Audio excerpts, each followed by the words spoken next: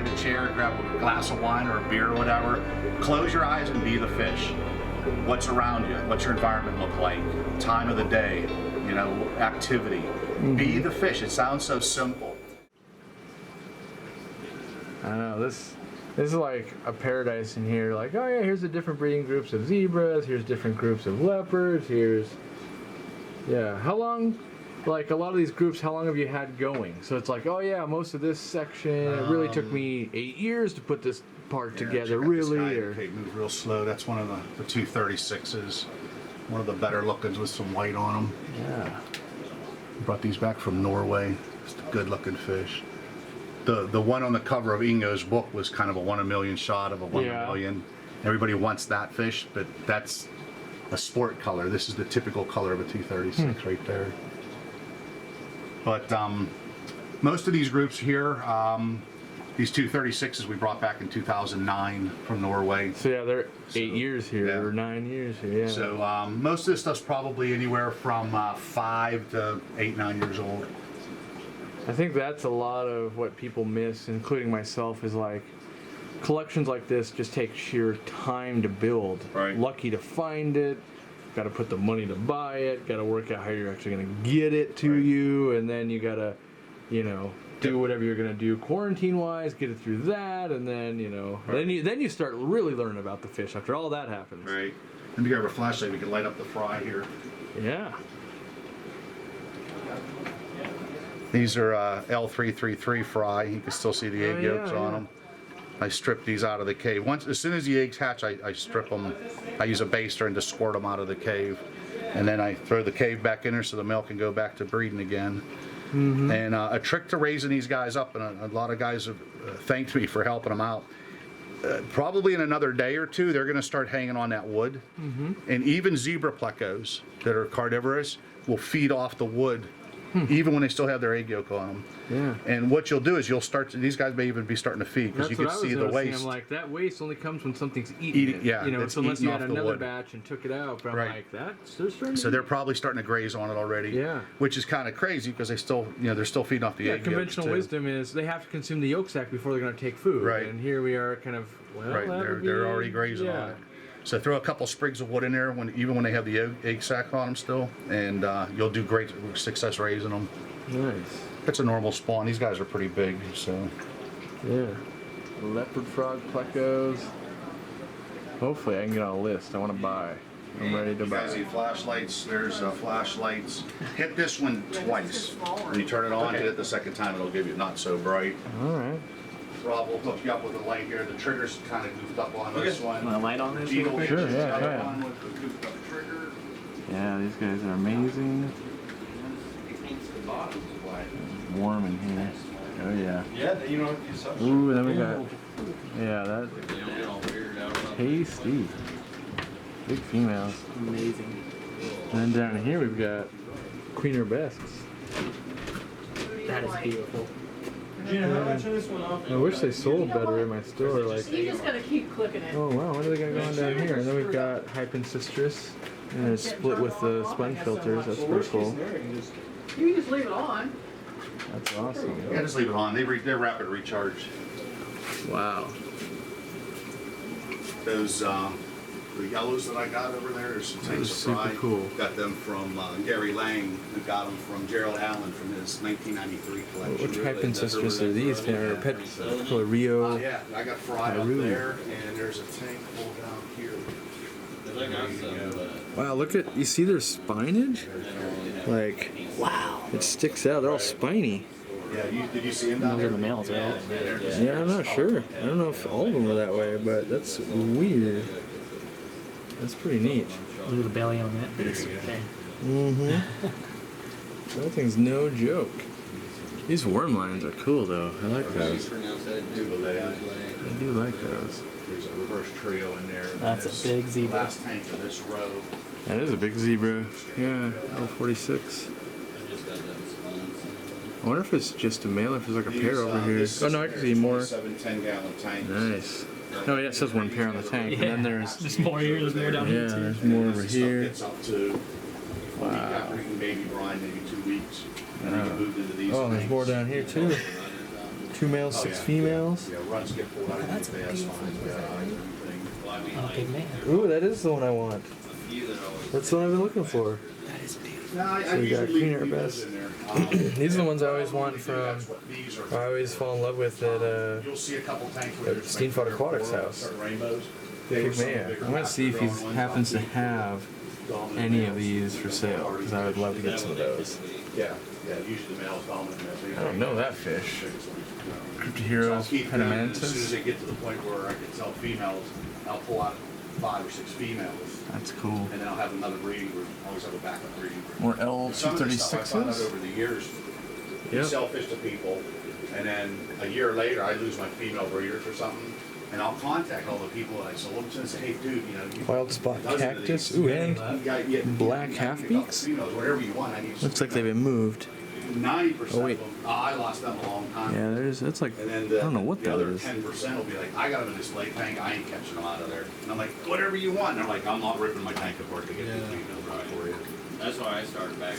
L333s. Like, keep tanks. Yeah, we need to keep an extra row. It's just one of four. Ridiculous, yeah. Yeah, there's 4 rooms. And that's the big one, right? Yeah, I call that the big room. Goldie-eyed Kai. Yeah. Or Wormline, I think, or Group B at least. Dorothy-eyed. But a lot of these tanks, like you look at them, you really don't see a lot of fish until you know, like you look in here and you see a handful of quarries in there. And then when you get in here and start turning them around, you find out that there's Always tighten. a bunch of Oh them. yeah, there's a Wow, yeah. Plecos in there. Holy cow. Are those Virginia? Which ones are those over I there? need to get this drink out of my hand. There's these are 049. yeah. There's the new 494s. There's a few of the 134s in there, L66s, and then these are CW49s. Nice. You know, it's kind of funny that people come in and look at the fish room and they look in the tanks and like, it doesn't look like there's a lot in there. Because I do Yeah, mostly you start moving catfish. stuff. Yeah, and all the catfish are hiding, you know. That's exactly how shrimp are too. And yeah, it's just part of the routine, going through and looking in the caves all the time. So I see a lot of these tanks are set up for Plecos, and then you have the rainbows. And so the rainbows, do you put in a mop and breed them, or are you going to move them to another tank and Well, then? there's several things going on with that. Probably one of the main things is, remember I said about Be the Fish? Yeah. If you ever watch any videos of in South America and the waterways, Yeah. the waterways are filled with millions of fish. Yeah. I mean, there's just schools of fish everywhere. Yeah. You know, schools of tetras. There's 10,000 of them. Yeah, They're yeah. just huge clouds of So them. all Okay? big, dithers. Yeah. Exactly, that's Uh-huh. it. So what happens is your bottom dwelling fish, your cories and plecos and things, they're used to seeing all this activity above them. Mm-hmm. When all those fish are gone, it's an indication that there's a predator in the Right. area. Uh-huh. So I better hide too. Okay, keeping that in mind, if they're always thinking that there's a predator above them, are they going to be relaxed enough to spawn? No. Yeah. You want them to be natural. So you put some smaller fish over top so that they know that it's safe. You know, the water above them Yeah. is safe. So it's a security blanket for them. The next thing that's going on is those fish, you could feed the tank heavy and the other fish will pick up the excess food. Those fish, if I throw a mop in there or if I don't throw a mop, they're still going to spawn. You know, most of the tanks have a little sprig of some sort of jabba fern or something in Yeah. there. So they're going to spawn and it becomes a great fresh eggs, food source Yep. for the plecos to Yep, feed yep. on. And then if you want a batch of those rainbows, throw the mop in one night. Almost Yep. all your rainbows spawn in the first hour. Yeah. of When lights daylight. come on. Yep. And just throw the light on in the morning. Go get a cup of coffee. Come down and pull the mops out, and you got it loaded with eggs. Yeah. So there's multiple reasons for doing it. There's no disadvantage not to doing it. The thing you just got to worry about is like these tanks are a little bit warm, so make sure the Right. rainbows can take the warmer temperature. And if you're playing around with the pH, a thing to learn about, very, very important. I learned this from Ingo Seidel. A lot of these plecos are found in waters where the pH might be really low, but you don't need to keep them low to spawn them. Clean water, fresh clean water, no nitrates is more important than anything. Ingo was telling me, you have females that are huge and ready to spawn, do 50% a day water change. It'll trigger them to spawn because you're getting that water clean. Right. It doesn't matter if they're found in pH of 5, 6, and you're keeping them at 7.0 from the water changes, they'll spawn at 7.0, and you'll have a 100% hatch rate, and things will be great. So massive water changes if you want them to spawn. And don't, so many guys I hear talking about using RO, and they're putting, they're buying this and they're buying that and additives and all this to keep the pH low and everything, and it's driving them crazy. You don't need it. You're doing way too much work. That kind of goes against about being the fish, except knowing that in nature that there's no nitrates in the water. So my thinking is in nature, very few fluctuations ever. It's very slow. Well, it's seasonal. And sometimes it's it can not happen just fairly quick. But in general, it's not going to go. In my opinion, it's like temperature moves, pH moves, pH moves, pH moves, temperature moves. Because when we're doing additives, we think we're being very precise, but the reality is, every time we touch that tank, we have a different water when we're done with it. Even though the test kit's saying it's the same. Well, yeah, but it's not. Right. And we're it can be one of those things where. I call it, like we're trying too hard. We're trying too hard to make something perfect, and the reality is something stable would trump that. So here's the next question I gotta ask. I touched this tank, and me knowing temps, like, are you running this at like 90 on this one? Yeah, that's because I touched this, I'm Plecos in there. going, wow, this is warm for even what I consider warm. Yeah. Like, that's not 85. That feels, Yeah, it's probably about 92 or so. Okay, because I was like, man, this is hot. Yeah, if you stand there, you can just feel the heat coming off. Yeah. Yeah, the tank above it's a little not quite as hot, but it's also warm. Yeah. We moved into this location about 5 years ago. Before we moved, I was breeding Zebra Plecos with no problem. We moved here, and I haven't had a single Zebra Pleco spawn. Oh, wow. I have them in 4 or 5 different setups, and I keep re-breaking it down and doing configurations. My intake of the water is on still the Monongahela River, 6 miles upstream. Yeah. So you think the water's pretty much the same. And I can't get the darn Zebra Plecos to spawn. And so I'm doing a variance of different temperatures. I've tried everything, pH. Right. And nobody is really breeding Zebra Plecos proficiently, at will. It's not happening. So, but yeah, good observation there. Yeah. I was keeping them at 88, 90 degrees is what I was spawning them at the old house. Okay, yeah. So I feel like, being that I haven't done it, I would have been doing it at 85, 86, and, but yeah, I mean, I've when you're around enough water, pretty soon you can feel, and you're like, that's a temperature I don't recognize. Yeah, like that's get higher than discus tanks I'd be touching, Right. and so yeah. But lots going on. Yeah. Lots of leopard frogs. I use my a favorite. simple oil, one of these electric oil heaters to heat the room. Yep. I use it in both of my rooms. Regina uses a little electric heater. There's actually air exchanges from between room to room also.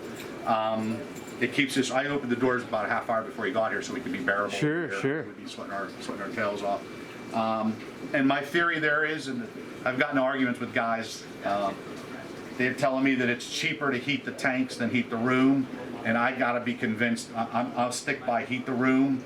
And once you get these tanks warm, they actually kind of hold the heat, and that thing isn't really. So I can weigh in and say I own a store and a 1,500 square foot building filled with fish tanks, and I would only ever heat the rooms in the buildings. Yeah. Like even if you just take out the fact that heaters kill fish and go bad, and you start running 100 heaters, Right. every week you're finding one that's haywire. Right. Like that's just its own maintenance thing in itself. Right. So. Plus the cost of the heater, the cost of putting the electrical lines in, to have Right. plugs handy and everything. And the thing is, like, everyone's like, it's not that bad. It's like, yeah, and then power goes off for 3 hours, and they all kick on at the same time. You have to diversify where you're plugging them in. Can't put them all in the same circuit. Right.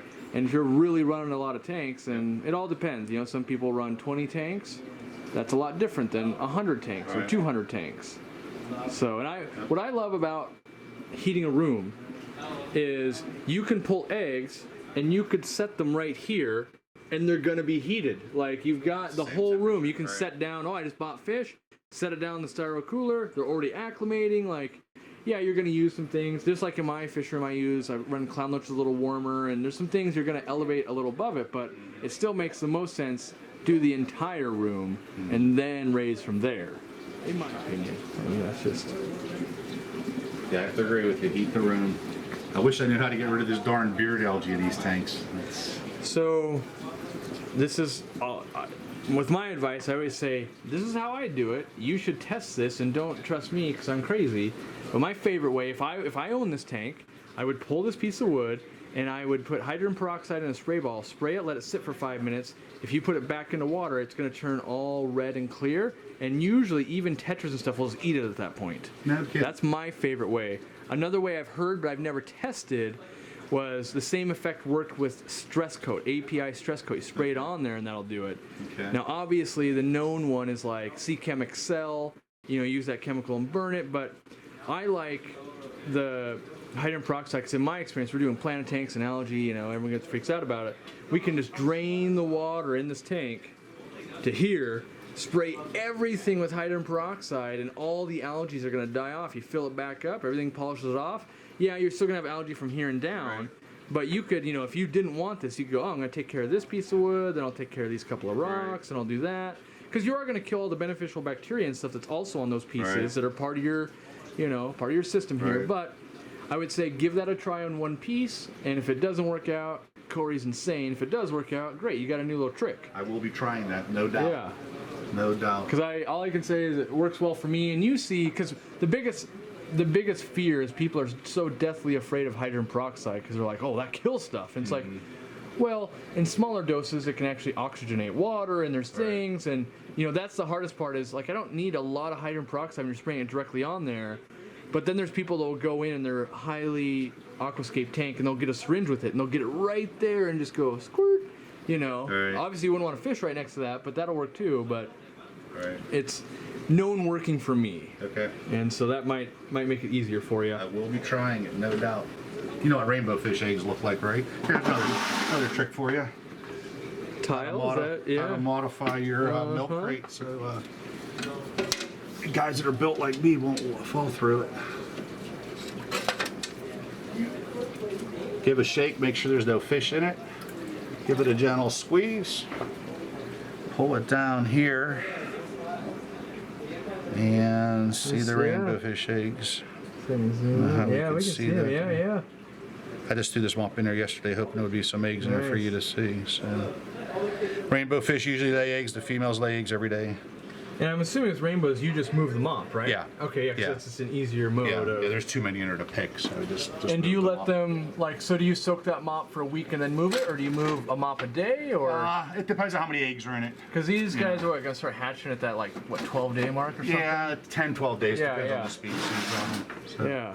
You gotta be careful, like I just did that. You don't wanna move to another tank because I could feel eggs on my fingers. Right. And you could, Yeah, you gotta rinse your hands or, don't even play with another rainbow fish tank for the Right. next half hour. Yeah. So you don't contaminate fry with each other, whatever.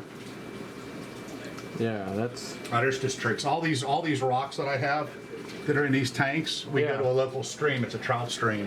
And what I like about them, if you notice the rocks, even these flat rocks are all Yeah. smooth on the edges. Yep. So you don't have to worry about sharp edges. All that natural sand, all that sand that I'm using in my tanks, we get from the same stream. Nice. And it's free. You can, when the stream makes a bend, and a lot of times it'll make like a sandbar, and you can just collect the different sand, different Yeah. textures of sand and different levels of the sandbar. Did you go through a process with that? Did you do the canary in the Scalding mine hot water. shaft? Okay, so you did Just boil rinse it in Yep. scalding hot water, and then throw it in a tank and ready. Away it goes. There you go. Though I'm finding out I like it, the look, but talking to now all these collectors that I know, most of the sands in South America, the sandy waterways that they're in, are light colored sand. Huh. And exactly what I said, because I was always spray paint the bottom of my tanks black. Yeah. One of the biggest gripes I have with people is I go to their houses, they have like a double stand, the wrought iron stands, and it's a bare tank, which makes it easier for maintenance, but they don't spray paint the underside. So the light from this tank shining up on the top of the tank, the fish don't know which way's up. Yep. They got the sun under them. You gotta spray paint that, man. You gotta I typically cover do that up. substrates, but if I don't, my favorite is the textured kind of paint where it almost looks like sand. You can spray it from the bottom, and I think that looks pretty cool. Yeah. That paint's so expensive though, but it looks awesome. Yeah, I like black bottoms and black backgrounds. It makes everything pop. I do all black backs, yeah. Regina's in goofy colors over there. She's a woman, so. Well, I did all black, and then I was having trouble in the store displaying black neons and black mollies and stuff, and I thought, you know what? I'll be a genius. I'll make this section of tanks blue backed. And then I go, oh my god, I gotta scrub algae every 15 minutes because it shows absolutely everything. And so that was a mistake. I would never do anything but black again. And I had never done it before I owned my own store. I'm just thinking black. works awesome. And then I ran into that snafu, changed up what I did, learned a valuable lesson. I don't like anything but black. Yeah. So Notice all my tanks are pretty much waist high. I don't, anything down low, you're gonna. So for lower me, it in goes my outside. fish room, I only like stacking too high, because with 3 tanks, like every configuration I ever see, you have 1 tank that you love and 2 tanks that you really don't like working in. Right. And I like it that I can get 2 tanks I like working in for the most part. And you know, yeah, you get more tanks, but at a certain point, I'd rather have tanks I enjoy than just more tanks I hate. Right. So. And there's not always plenty of storage to put underneath Mm-hmm. them. Yeah, I myself, my latest rule is I never want to get on a step stool or a ladder to feed. That's I can go as high as I can actually feed myself without having to take a step, and especially at the store and stuff like that when you got employees and. Right. Wow, this is like Corydoras Central. Yeah, as far as I know, it's the first one to spawn the CW49s. That's the black diamonds. It has the black sharp, goes sharp into the dorsal and sharp into the body, as opposed to the CW51s. They call them the new pandas that just have a big black splotch on them. And they like their low pH too. Nice. These are Eber's eyes. Yeah, just recently when I just described spun 'em, I was after like, Hans stir George by, Ebers. and then. Yeah, that's the problem with all these tanks with catfish. They're hiding under something. Mm-hmm. There's quite a few fish in that tank. Wow, there is a lot of fish in that tank. Now, each tank has its own little box filter or filter on it. But these are all linked together with just a Right. straight nozzle shooting in. And then if I want to shut them off, I don't even have a valve on it. What I do is take one of these and just clip the airline. Yeah, so that way it's just, And then it just shuts pinches it off. right off. You can get these in different Yeah. spring. These are the super duper strong ones. These guys are crazy. I'd never seen these guys' mouths before on these. Yeah, a buddy of mine, Charlie Mueller, spawned these guys, the Similimas. Those are crazy. They're lip rooters. So they carry the eggs on like that little mustache, yeah? I've never seen that in person. I've only seen pictures of it, you know? Yeah. Yeah, I did the Pseudohemiodon Apothenos here a few years back and carried a nice big cluster of eggs on them. That's crazy. Pretty cool. These are tiny fry in here.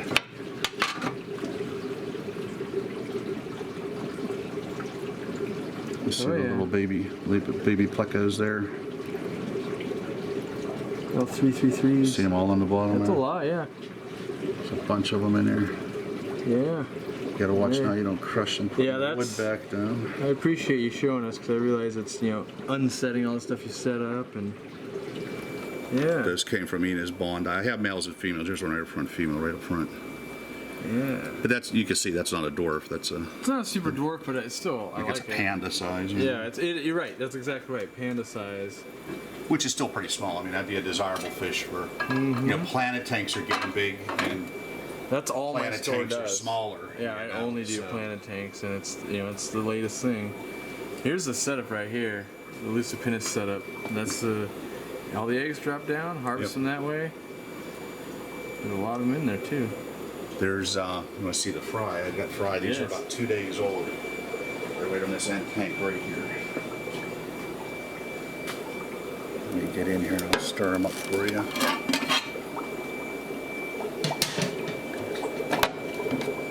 They're tiny.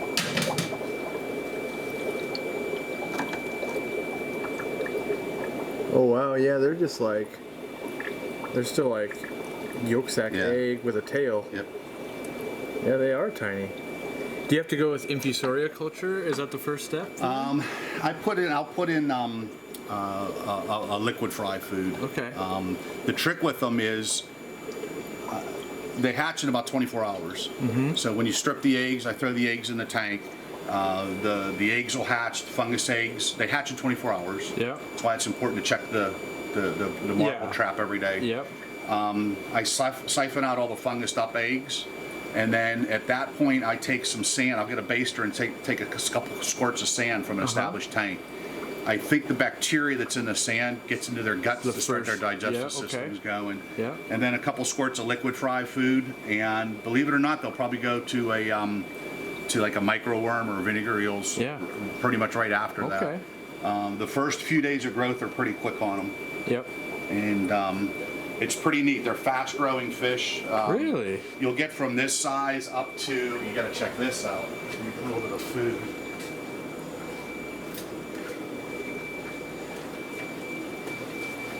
You'll get them to that size to this size in a couple of months. Wow. See, this is the size I get them in at my watch, store. watch this. Oh yeah. Oh my God. There's a slew of them in there. I just took about 60 out of that tank here for an auction a couple weeks ago. I need that in my life because that's what I do when I keep like 100 clown loaches. I only like to feed them top to line because it's like koi and they're just, you know, I love this kind of frenzy feeding. Yeah, usually they stay in the substrate until you throw food in. You don't even know they're in there. But you know, I work from home, so I'm here. You know, I can feed them through 3-4 times a day, and get some size on them pretty quick. Nice. It's like the mecca of rare cories. Get the green lasers in there too. Yeah. Yeah, there's some green lasers, and this came from Mazzaroni's C150s. Ian Fuller got some gold sports that came out of them, so I got a couple of them from him, and just kind of growing them out a little bit thin, and then breed them back with some of the other 150s that I have, and see if I can what's going on, if it was a natural hybridization or something going on. Right. Now this end setup right here, this is I do this for some of the more exotic cories that like a lower pH. And what's going on, and these are all fish I've had for a long time, so there's nothing from the wild coming in. I don't have a UV on it, but the pump pumps the water to the top row, and the top row empties into the middle row, empties into the bottom row, then back to the filter. What I'm doing is the benefits of a large volume of water, and when one group of fish spawns, it releases all the pheromones and hormones and everything, and that usually induces the other groups, 2 or 3 other groups to go. It works out really well. This system I just did some water changes on, so it's probably up around 6.0. But I think the last guys were here a couple weeks ago, I was down to like 4.7. Wow. And I was picking eggs from the... And so you just rely on plants to convert waste, essentially? No. Water changes for that. The plants are basically for them to throw their eggs on. I try to get the different types of root structures. You get a stiff root on the Anubiases, you get a different structure leaf. Yep. Same thing with the Java fern, it's different. And then you'll notice some of them have mops. These particular fish here, the Ever's Eye, they like to lay their eggs behind the mop, on the glass, but behind the mop. The Bosemani's usually like to lay on the Java fern, or the Anubias plants, or right on the seams of the silicone. I just picked eggs out of these yesterday. The CW49s usually go in the back corner where water flow's coming back in. So once you know the fish, you kind of know what they like, what they prefer. So I don't have to worry about other plants in there. I just keep the mop in there for those guys. Nice. When they spawn from here, I'll take water from the system, come on over here. And like I said, those corridors, Bosemani spawn. So I pulled water from the system, set this tank up, and then I pull the eggs out one by one. And then I space them out so you don't have to worry about if this egg goes bad, it doesn't fungus up and affect the next egg. And you can see I'm a big fan of using the alder cones. Yep. Do you roll them by hand or you use a credit card? Yeah, just use your finger to roll them off. Yeah. And then I just walk them over. That never seems to bother them. Awesome. Going from there to here. I always just like to ask real life experience because everyone's got an opinion. It's like I just wondered how you do it because clearly you're producing and it's working for you. So. Right. Yeah, you can see here. There's eggs here. You can see the fungus eggs.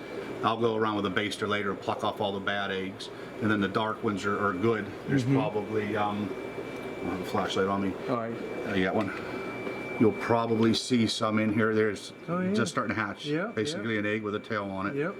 Little tadpoles almost. Yeah. And these guys know the shade. You notice I had a towel over to block the light out. I treat all eggs as though they're light sensitive. You can see a bunch of fry. And this is kind of neat because what happened, remember I told you the trigger over there? Yeah. This is CW69, CW49s, Parallelis C45s, and Nisani. So I just put all the eggs together. And then you're forced to grow them up at least large enough to sex them apart. Yeah. And then you step over here and you'll see that this is a Nisani, baby Nisani. There's CW68s in there, Nisani. And that looks like it's all that's in there. And for the viewers, how long to go from what we just saw here to here? You're looking at probably about a month. Okay. From just hatched to where you can start to tell what they are. Again, same tank next to it. This is all Parallelis. This happened to be a particularly big spawn, so I kept them all separate. And then over in this tank, same thing, Parallelis. Parallelis are a big ticket item, so kind of give them a little bit of special care. This is a fish where you'll hear this story a couple of years ago in Japan. 17 adults sold for 10,000 US. Wow. So this is a fish that I want to give a little special care to. I can understand that. So, but these are all, like I said, I pick the eggs, put the eggs in these tanks, and then I start doing water changes and get the pH back up to your 6.6, 6.8, 7.0. And then from this size, actually these guys here, I'll move them to the grow out system of the 27 tanks that are linked together over there. And I'll finish growing them out to selling size in there. So, you know, eggs and hatching system in here, and then grow outs in the other room, and then they get shipped out. And how often are you changing water on these 5.5s? I see you're 5.5. Yeah, I do about a third water change every two days or so, 3 days or so. Yep. I judge by if it's getting cloudy or not. Sure. And I got to tell you, we have a bacteria in our water here in Pittsburgh. It's called Hefnia elvia that's in our tap water. The water company isn't required to tell you that it's in there.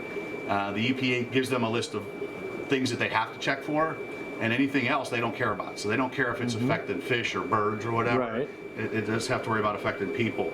And I know a guy at the water treatment plant, they had it tested and it came back as Hefnia elvia. It causes like a bacteria bloom in your water. Oh. And it would kill fry. It actually has, the bacteria has sharp edges to it, sharp cilia. And I think what happens is it ends up getting into the gills and everything of the fry. Irritant. And Opens it up and then you get bacterial infections. Hydrogen peroxide, 2 milliliters per gallon. It clears it up in 20 minutes. Wow. Amazing, cheap, 88 cents a bottle at Walmart. And so do you like pre-treat the water, then put it in then, or now do you I just look for this. See how this tank? Look, you can see it right there. See that cloudiness? That's Hefnia elvia. That's the bacteria bloom. Wow. Basically, high beams in fog. Yeah. And that's the Hefnia. That'll kill those fish. So all I do is I'll get the hydrogen peroxide, and that's a 5.5 gallon tank. Get about 10 milliliters of hydrogen peroxide, and within a half hour we'll come back. That water will probably be crystal clear. And do you find it doesn't hurt the adult fish then? Doesn't hurt the adult or fry. I've used it in fish as young, rainbow fish as young as maybe 8, 9, 10 days old. And can they? So I was thinking, like, is that almost like infusoria culture? Can it almost be beneficial on some of the eating of the fish, or not because of the fact that they probably have the sharp cilia on them. Yeah. And their You wouldn't want to use it throat as and a stuff like food that, source. So I'm going to go with roughly 10 milliliters. I'm going to mix it up in there, and we'll check it in about a half hour if you're still around. And then the hydrogen peroxide ends up being just what? Water essentially and oxygen, right? Yeah, oxygen. Yeah. It increases. I don't know what it does. I don't know the scientific. What happens to it? But I tried anything that you could treat for parasites. Yeah. I tried old silver coins. I mean copper coins. The copper. Anything that would kill a parasite should kill it. Didn't touch it. A UV sterilizer will kill it. Cure it up. But I was talking to Tyrone Grenade. He's out of Iowa now, and he says, "Eric, have you ever tried hydrogen peroxide?" I've had them over the years. Yeah. Because you try it, 2 milliliters per gallon. Sure enough, man, it fixed it right up. Wow. So that's my new favorite toy. I use it to disinfect tanks too.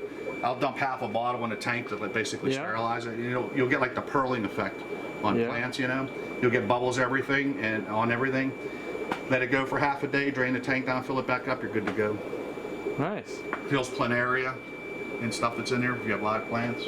What's the dosage that, like, let's say you had planaria and fish, you have to remove the fish to get the dosage high enough to kill planaria with that? Yeah, I'm not sure what the dose is. I just kind of guesstimate it. Yeah. And I'll just give a couple glugs from the bottle into maybe a half gallon of water, stir it around, let it sit for 15 or 20 minutes.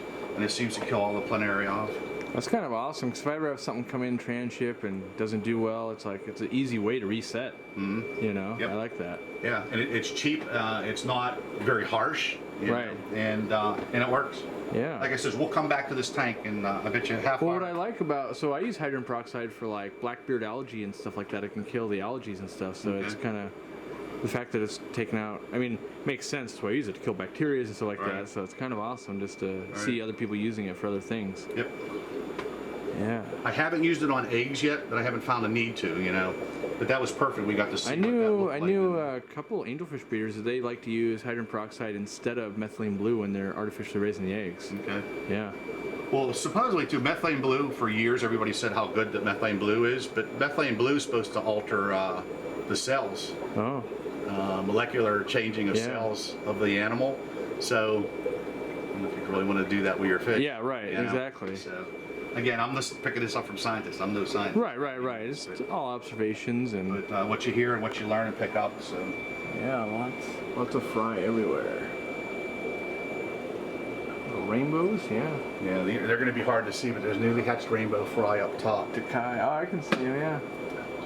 Shut the air off here if I could find So that's interesting. Whenever I've hatched out rainbow eggs, I always did less aeration because I felt like they want to eat off the surface so much. Yeah, that's actually a little bit too much air. Yeah, there's a few of them up there swimming around. Yeah. Yeah, that is a little bit too much air.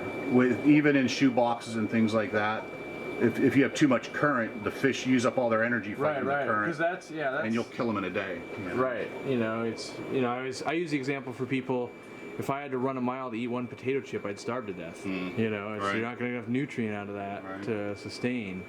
So, yeah, I'm like in a wonderland for fish I like to keep. It only gets better if you happen to be a live bear nerd like me, because I'm really into guppies and, well, and Variatus platies I like quite a bit, and I can like mollies, and I always buy and then not give the time to,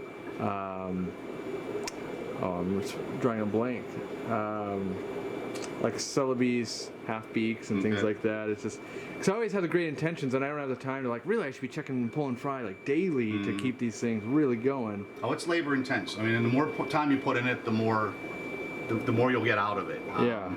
So many times I'll be down here working. Just happened the other day. You mentioned the Corridor CW69s. Yeah. I haven't had them spawn in quite a while, and the other day I was down here working. I looked up in the tank and I seen them active and getting in a T position. And I ended up finding some eggs in the tank. Nice. I walked back about 15, 20 minutes later. The eggs were gone. And if I bred them years ago, and I don't recall having a problem where they were eating the eggs. But this group is pretty active on eating the eggs. So all day I was going by. Every time I'd see a few eggs, I was pulling the eggs out. Yeah. So that was that one tank we seen hatching. So hopefully there's some. Well, that's the problem is, there. if you had a normal 8-hour job, if they spawn every day while you're at work, you'll think they've never had eggs, Right. and the reality is they are. They're just eating them too, and that's a normal behavior. Right. Yeah. But a lot of the things with the Corys are kind of my specialty, and what we're finding out now is, and a lot of this, my big saying when I give talks is be the fish. Sit back, I tell people, sit back in a chair, grab a glass of wine or a beer or whatever, close your eyes and be the fish. What's around you? What's your environment look like? Time of the day, activity. Be the fish. It sounds so simple. But you talk to these collectors and they'll tell you that like the Corys at night, they come up close to the shore. Predators aren't out, where predators go out looking for food. The Corys come into shallow water. When you talk to these guys, they say that all shallow, that's not rocky, it's a sandy beach. Yeah. Okay, and they're night spawners. But where are they laying their eggs? In the sand. Yeah. So up to maybe a year and a half ago, nobody really thought to look in the sand for your Corridor's eggs. Everybody looks on the glass, Right. on plants. So if you notice on a lot of my Cory tanks, if you can move to the side here, Yeah. I keep just a little bit of sand here where you can actually even see the bare spot. And then what you do is, if you see activity, the fish are spawning, go like this and you'll fan this. The eggs will be stuck to the glass, but the sand will stick to them. So you'll be able to see the eggs. So not using a thick layer of sand is beneficial, so you can get in there and easily fan it. Yeah, and you kind of waft it and just pull it away from if there's an egg there. And then you can remove the eggs out of there. But again, a lot of that is, it's labor intense. You need to watch the fish. You need to see, if you have a female that was so heavy, or her pectoral fin, she's rocking from side to side. And then you look at a tank and she's skinny. Right. Okay, well, she deposited her eggs. Go look for them. Yeah, they went somewhere. Right. And then if you just look on the glass or you roll the plant around and say, I don't see any eggs, they must have ate them. No, they're probably all in the sand. So, for years, nobody even thought to look. So the eggs probably hatched and then the parents ate them because they don't show any parental care. That's awesome. So it's just, be the fish. This Research, is one of my talk to the favorite collectors. Lower Twinsis. Yeah. Love that Cory. When they get into the breeding season, the male's dorsal fins will get super extended on them. Huh. That's awesome. I like that fish a lot. Those parallelis I was showing you over in the other tank there. Here's a group of adults. It'll take a second to get them out, but they're going to come out fairly quick. Is that Sarah Oniptabs? Yeah, I love this for the cories. But give them a second, and these guys will be out. They lay a single egg at a time, probably no more than about 30 eggs at a time in a spawning session. They like a cooler temperature. If you could get them down around 70 degrees would be great, and the pH down 5.5, 5.0. You have to be careful when you're playing with a low pH, because you get to the point where, you know, you're using RO water, you don't have any buffering capability, and you get to the fine line where it's just right for them till you got battery acid, you know, and you kill them. So, you know, if you're playing around with straight RO water and there's low pHs, you got to put some time and effort into it. It's not something you can set up and, you know, not really pay attention to your next water change next week, because a lot can happen in a quick time. And they're starting to work their way out now. There's a whole school of them in there. But these guys have everything going for them. They have the bright orange cap on the head. They have the mask. They have distinctive markings on them. Some of the males can get extremely high dorsals on them. Just an all-around spectacular fish. They kind of remind me of like super-sized Duplicaris. Yeah. I mean, yeah, they look like everything. They look like a Schwartz eye. They look like a Duplicaris. Dolphin, Burgess eye. I mean, there's so many fish that they kind of combine all into one. And the same thing, different moods. You know, sometimes you'll look in there and that orange will just be glowing, screaming at you. Here's a male with a little bit higher dorsal. But these are daytime spawners too. They'll lay their eggs through the day. Big sticky eggs, one at a time, usually on the glass.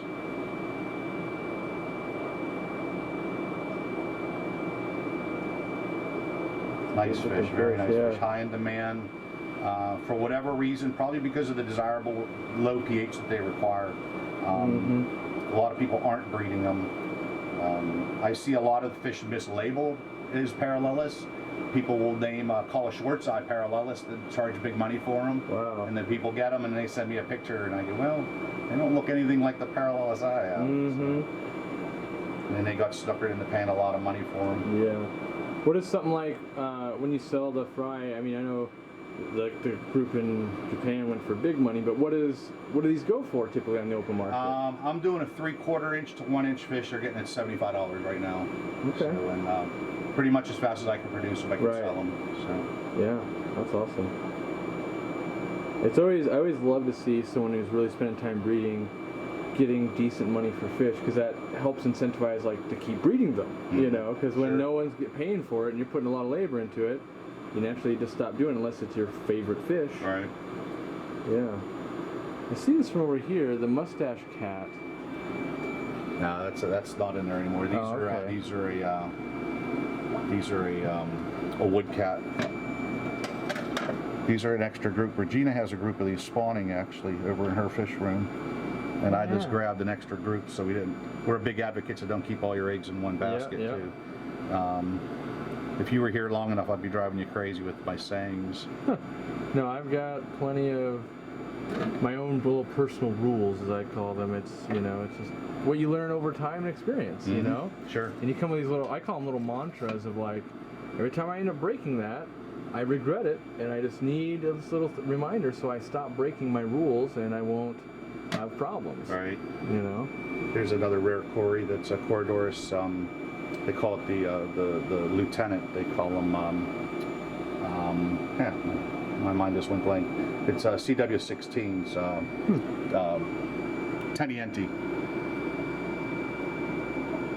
I got these from Don Kenyon. He's a real good fish breeder down in the Virginia area. Because of that bright orange and that distinctive spot on them. They're about $60, $70 a piece at that size. And what do they grow out? Are they like a panda size? Are they more like a... more like a palliative size to them. Okay. They don't get real big. They keep things, they look identical to that when they get mature. There's only a handful of guys in the U.S. that have spawned them before. I actually have probably about 60 different species of cories. Wow. Some of them I just don't have the tank space right now to set them all up. So they're in, we'll say, community tanks until I get the time to move some things around. Ooh, Aspiodorus is. Yeah, I don't think I have any in there. I pretty much got rid of all the Aspiodorus because of all the confusion. I've seen guys just about getting into fist fights over what their Aspiodorus are. Oh, geez. And so many of them look alike, and they'll just like that, they'll crossbreed with each other. Mm-hmm. And you know, you end up selling something to somebody, and then somebody else tells them it's something else. Yeah, and now then you they're look bad. Yeah, and then they're yelling at you, and then somebody's telling you that, well, Eric Bodrock said that they were this, and then they're emailing me, and I'm like, I always tell people, this is what I bought them as. This is Yeah. what I believe them to be. That's all I can tell you. Yeah. You know, Yeah, that's. the most notorious one is the L Bader, the Aspiodorus L Bader. Yeah. And it's been goofed up so much that they're throwing everything. If you have L Baders, just say CF L Bader, and it's similar to L Bader, and you can't go wrong. But if you have L Bader, there's probably a 99% chance it's a hybridized fish. So. For what it's worth, still a neat fish. They're active. Right. They're easy to breed. They're great for planted tanks because they're always moving around and everything.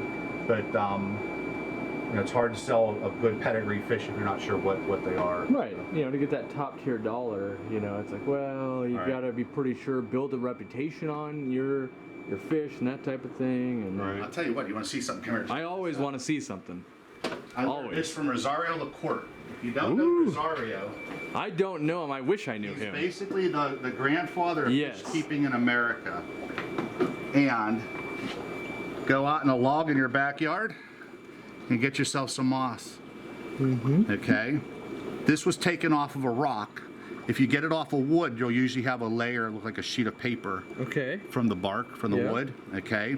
And what you do is you take a chunk of this, break a chunk of this off, separate, if you're to breed any of your egg scatters, tetras, minnows, danios, barbs, reservoirs, whatever, separate the males from females so the females are heavy.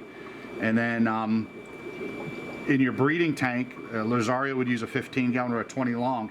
Break off a chunk of this, maybe 6 inches by 6 inches. And the old books will tell you use a glass rod. Rosario has glass rods to prop it in the corner. Yeah. It's the only spawning material in the tank. Yeah.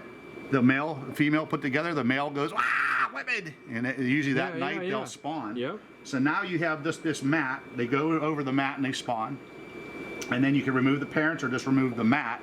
And if you pull it off of the wood, all that wood that's on there, it starts to break down and produce Right. infusoria. Yeah. When the eggs hatch, it now has its own food source. That's It's genius. free, it's nice and dense, it's fun to go out in the woods and collect yourself. I love it when you just like, oh yeah, watch this. We're gonna watch nature do what it actually does. And I just keep it in the tank, keep it moist. Uh-huh. You could use it, take it out, and then just keep it and keep Right. it going forever. That's amazing. I Yeah. like that tip. It's a super great idea, Wow. and it works. And, you know, hobbyists love the free stuff. You know. Well, for me, it's not the free part. For me, it's I'm super duper lazy when it comes to anything that's going to need an infusoria culture. And that, I'm like, if I spawn it and it's the first food and gets me by, I'm way more likely to start doing stuff that requires infusoria because I'm just a guy that like, oh, I meant to feed them earlier today, Right. but I didn't, you Right. know? Yeah, it's already there. Yeah. All I self-contained. love that tip. That makes a whole video right there. Like Yep. that's, oh man, that just helped a lot of people. Yep. That's amazing. Super good stuff. Yeah, that's, and it's, you know, what I always think, and it's my thinking is not so much be the fish, but it's very similar, like, well, what are they doing in nature? You know, it's like, in nature, they're sifting through mulm and doing this kind of stuff, and like, you know, no one's going, here's your infusoria culture of the day for you, you know, it's like, Right. well, how does it happen in nature? And I'm usually trying to replicate that. Right. Because I find that, Still all be the fish. yeah, I find that really interesting. I almost find more fun making that happen than actually getting the fish, because it's like I made it happen like it would kind of happen in the wild. Right. Like that is amazing to me. Yep. You know, so that's wow. What is it? I'm seeing fish. I love when I see fish I haven't seen in person before. The big rainbow in there. Yeah. That's one of those. One of the Madagascar, yeah. Pterons. It's an extra male. I had the 2 males with the 1 female. Yeah. And they were just terrors in the tank. That fish there took over dominance to the other 2. Mm-hmm. And you know, when you're in terror, you're not going to breed. Yep. And I wasn't getting any eggs, so I took that dominant male out, and the 2 fish that were left just went to town, starting to throw eggs. How old are the rainbows? Those guys are probably pretty old. Those guys are probably pushing maybe 5-6 years old, Okay. which is pretty good for a rainbow. They're not like the Glossoplepus or whatever. They get that big high body and the big hump on their back. Because I knew some of my viewers and stuff. Because when you said old, I'm thinking, oh yeah, they're probably 3.5, 4. You know, if you're still getting eggs out of them, and you know. Yeah, I mentioned to you earlier that we're starting to get some viable eggs. I want to breed them before they're done. Right, because you don't want to. You want to keep it going. Because at least then, if you get eggs now, you've got them for at least another year. Because it's going to take a long time to raise up. But if you don't do anything with them for a year, they might be too old and you never get eggs again. You got to resource them. Right. Like that's just not fun. Yeah, and we're kind of really concentrating on those because Regina will actually come over and sneak eggs out of the mop and take them over to her fish room too. So this is Corridor's con color. Yeah. I don't see much in this tank until you get in here. Yeah, the Cory. This is a new new L number. Oh, they're all under the wood. Yeah. This is 494s. And they like to eat wood, so of course that makes sense. They're under the real wood instead of the fake wood. Yeah. That's awesome. These were just given in December, the new L numbers Nice. from That's magazine. Yeah. And like I said, this whole rack is new, so there's a lot. How do you going on like? here. So I haven't seen this done, but it seems genius. Pour it foam inside. You know the you source them at Box. You know, Gemco is I think who's got the molds of them now, but yeah, that looks awesome. Yeah, that's all your scraps. Never throw your scraps away. They all go in the box up here. That's all your scraps of foam. You're gonna find a use for them for something. Yeah. I haven't even been down here yet. These are some oddball Corys that I got set up. Rob McClure out of Milwaukee is he's on my chopping on my heels here on being top Cory breeder in the U.S. So he came with us and stayed to give a talk to our local club. Stayed with us back in December, and he's knocking on the door. So I figure I better start setting some of these groups of Corys up and start breeding some new things. These guys are super cool. Yeah, that's Niece and I. Yeah. Oh no! I'm sorry. Those are CW. They were CW22s, but I'm finding out now that they're not. They're something different. Just like with any other fish, like with cichlids or killifish or whatever, over a period of time they start comparing collection data information and things like that, and they're finding out now that hey, we were calling it this and it's not really this, it's that. So. What is this in here? Because these are Tacobiensis. It's the lemon-finned white clouds. Because I was like, okay, these look like white clouds, but they don't look like white clouds to me. Like, there's not red finnage and... Yeah, there's 11 of them in there. They're getting old. You can see the humpback starting on a couple of males there. That's interesting. That's You're cool. not seeing them very good in there, but there's some eggs fry in there, and there are 2 tanks of fry in here. Nice.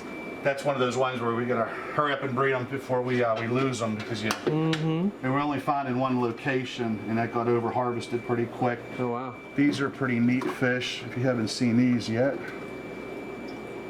Are they the ninja woodcat? Yeah, Wow. ninja woodcats. I was thinking like the Tangican oil cat when I first saw it, but I didn't look at the tag. Yeah, these are there they all are. Are they heavy like nocturnal feeders like the other cats? Yeah. So they come up to the top and yeah, those are cool. Black with the white bellies on them. Those are cool looking. Regina has some that are about twice this size. Here we go. I got one here. Yeah, those are super fun fish. Look at that fish. Is that a cool fish or what? And will they swim upside down when they eat flake off the top and stuff? Yeah, so they you kind can of really frenzy. See that belly? Yeah. Yeah, that's what I like about that fish. And do they spawn in the bigger caves? Because I feel like a lot of times when I was spawning, it was like half-inch PVC almost. You know what? We don't know how these spawn yet. Okay. Regina's really the one you want to talk to. Regina spawned probably about 7 or 8 different types of tatties or woodcats already. Actually, she has eggs over there, so you'll be able to see Nice. some eggs that she's got. But some, like the The Perugier lay them in a cave, and then the Right. female guards them. Those are the only ones I've ever played with. Yeah. Most of them, the intermediates and stuff, throw like a cluster like frog eggs. Huh. And she has one over there now that throw the individual eggs, and it's like an egg inside of an egg. There's like a big gel Wow. sac around it. So it makes you think of like an oxalotl egg almost. Yeah, just like it. But once you get over to talking to her, you'll see. Awesome. She can actually show them to you over there. As far as I know, nobody has spawned these yet, so she has some that she got from Jules from Planet Catfish, and I brought these back from the UK. That Corey's awesome. Those are Robustus. Yeah. Seen them in Germany. Honest to goodness, 5.5-inch fish. Wow. Huge Corys. That's like rivaling like Brocus, Multiradiatus and stuff. Like Yeah. that's. Yeah, neat fish. These were tank rays I got from a guy up in Minnesota, maybe. Wow. Those are neat. I have not seen those. Yeah, they probably should be bigger than they are now, but I just haven't gotten there with them yet. Sure. There's some type of a hill stream loach in here. Ooh, in some of the new Ohio. ancestors that he brought back on one of the collections. Yeah, Ian Fuller. Are these the ones that are like a little bit green to them, or? Nah, these have a lot of red to them. If you would have these on white sand, they're the color orange, brown, and the color of that terracotta. Huh. And then I put them on black, and they lost it all. Yeah. Well, it is And, trying to match. Yeah. Yeah, some of these Awesome. plecos and stuff, we're just not going to get them out of the caves. to Oh see yeah. it. I mean, the great thing is that a fish room tour like this, you can come back 5 times, and each video will be like, I didn't see that last time. Like, Right. there's so many fish Oh, and yeah. diversity here. It's amazing. You know, this is fun. Fun for a guy like me, for dang sure. Yeah, there's eggs right there. Lots. Yeah, there's just some Cory eggs. I think Nisonai eggs I threw in there. Nice. Nice. Yeah, sometimes you get just 2 spawns at the same time. It sounds silly to take up 2 tanks, so Yeah. just condense them. Do you normally, okay, so these are newly set up, but would you normally keep them dry until you need them, or? Yeah, pretty much, because like I says, if they came from this tank, the pH You're is gonna need that be water 5, and 6. yeah, so you're just Yeah, making so- more work if you have them sitting at whatever Right. your normal water is, Right. and that makes some sense. A Yeah. lot of these Corys, like when I'm telling you at 5, 6, that's what you need to breed them in. When I grow them up, these eggs, as they start to grow, I'll start filling this up with just aged water, tap Okay, water. And that'll get them up to the near neutral pH, and they'll grow up fine and mature and everything, and they may even spawn at that, but you won't get the eggs to hatch. Right, right, So you right. got to get the trick to get them to hatch viable eggs Yeah. to get that pH low. Uh-huh. So, these, like those parallelis we've seen, anybody can keep them. It's to breed them, you just got to drop that Right. pH. Well, yeah, and it's once you get that pH that low, it's so labor intensive, you know. Something And, you got to pay attention to. yeah. Which, I can flat out admit, like, I'm too lazy to work with that fish. That's just like one of those things. Like, I know I would be too lazy to do the husbandry to Right. really spawn that fish. Right.